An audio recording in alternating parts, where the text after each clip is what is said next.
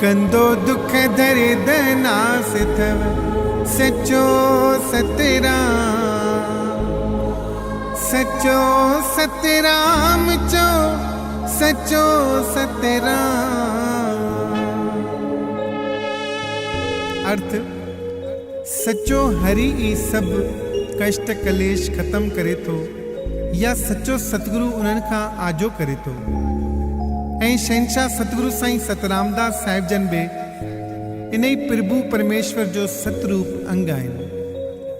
मक़सद दुनी साहिब जे हिन पद में असांखे सम्झायो वियो आहे त सभु मुंजकारियूं दुख सूर सभु उहो मालिक महिरबान नास करे थो ऐं उन ई जो ई स्वरूप सचो सतराम घोट असां वटि विराजमान आहे जेको पंहिंजे नूर जो जलवो फसाए थो।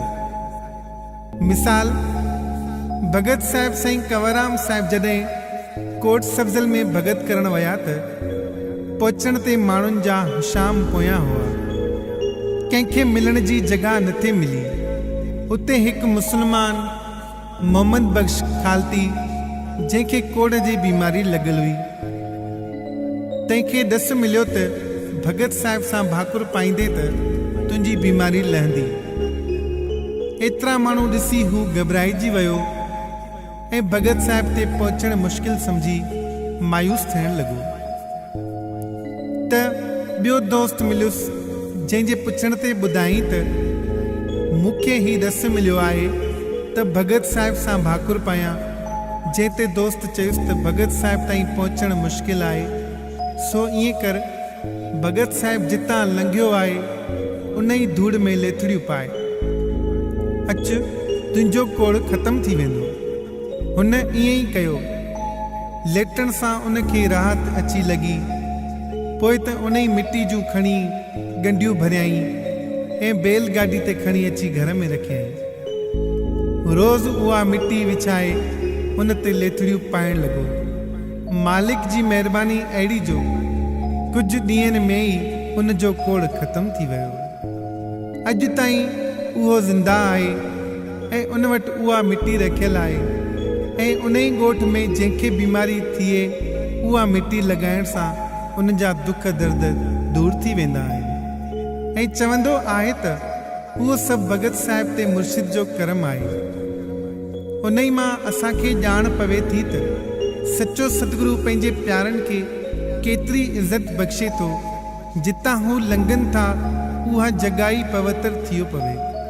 न फ़क़ति उहा जॻह पर उतां वरी हर लंघंदड़ जो मन साफ़ थियो पवे। सारी राति सुभान जागी जिन यादि कयो, अदियूं शाह लतीफ़ चए तंहिंजो मिटीअ लधो मान, किरोणे कन सलाम अचो आसण तन जी।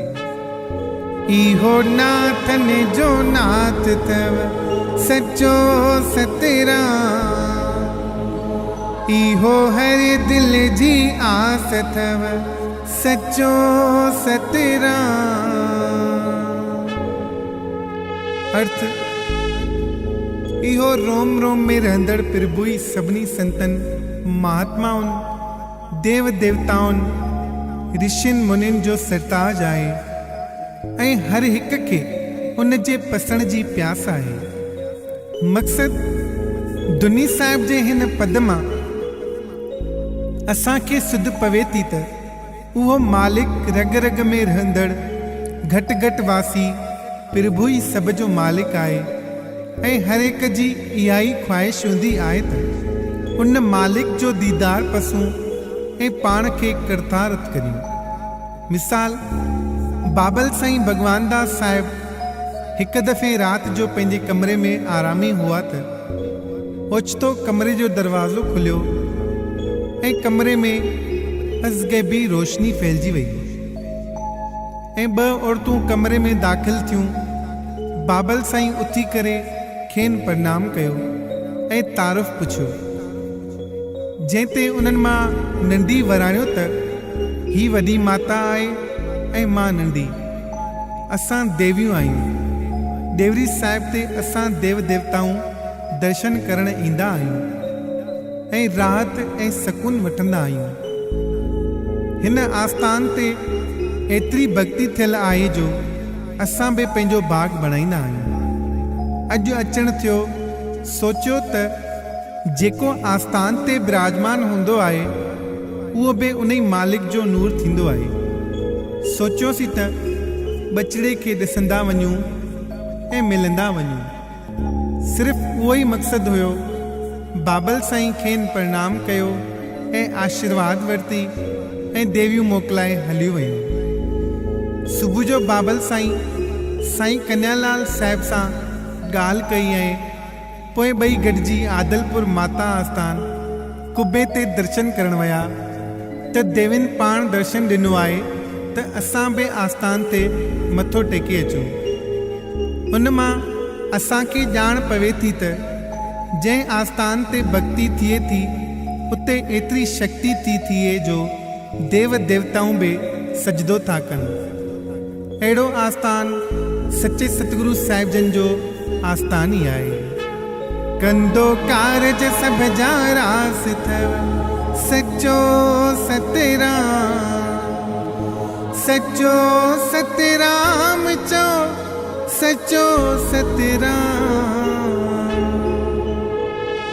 अर्थ सचे जे सिमरन ऐं ध्यान सां ई सभु कम सिद्ध थियनि था ऐं मुरादूं मिलनि थियूं। मक़सदु दुनी साहिब जे हिन पद में असांखे वरी यादि करायो वियो आहे त उन ई सर्वव्यापी सिरजणहार दातार जो सिमरन ऐं ध्यानु करियो, पोइ तव्हांजा सभु कम पाण सिद्ध थी पवंदा ऐं आनंद में गुज़ारींदा।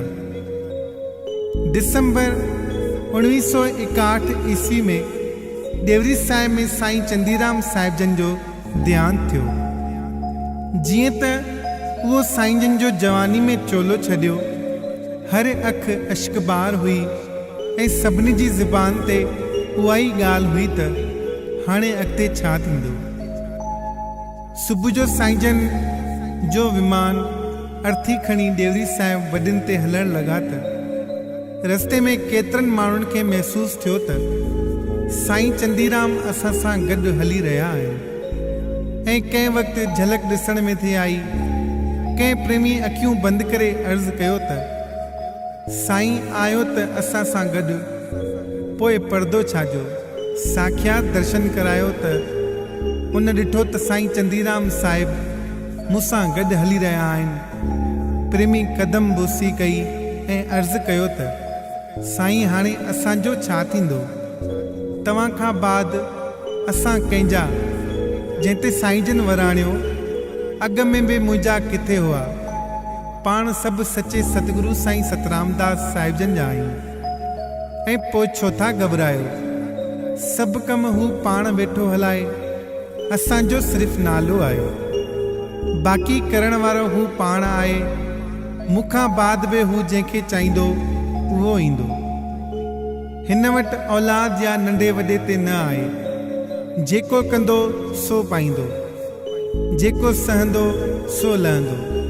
सभु उन ई सचे खे ई प्रार्थना करियो ऐं जेके हू ॾे उन खे सिर झुकायो।